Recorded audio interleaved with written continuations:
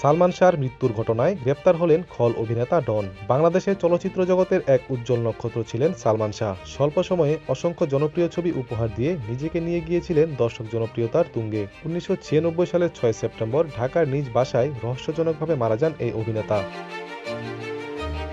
সালমান শাহর মৃত্যুর ঘটনা প্রথমে আত্মহত্যা হিসেবে চিহ্নিত হলেও পরবর্তীতে এটি হত্যাকাণ্ড বলে সন্দেহ করে আসছেন তার পরিবার ও ভক্তরা। দীর্ঘ আইনি লড়াইয়ের পর মৃত্যুর 29 বছর পর গত বছর আদালত এই ঘটনায় হত্যা মামলার নির্দেশ দেন। এরপর মামলা দায়ের করা হয়। এই হত্যা মামলার 11 আসামির তালিকায় নাম রয়েছে অভিনেতা ডনেরও। গত বছর আদালত এই আসামিদের দেশ থেকে নিষেধাজ্ঞা জারি করেন।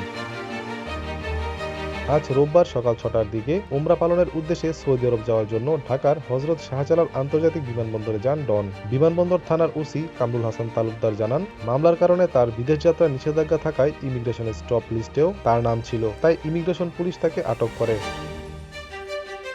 সিআইডি ঢাকা মেট্রো পশ্চিমের বিশেষ পুলিশ সুপার গোলাম বেনজির জানান, মামলার তদন্ত কর্মকর্তা এর আগে বিমানবন্দর কর্তৃপক্ষের কাছে এজাহারমুক্ত আসামিদের দেশ ত্যাগের বাধা দেওয়ার অনুরোধ জানিয়ে রিকুইজিশন পাঠিয়েছিলেন, যার ভিত্তিতে আজ ডনকে আটক করা সম্ভব হয়।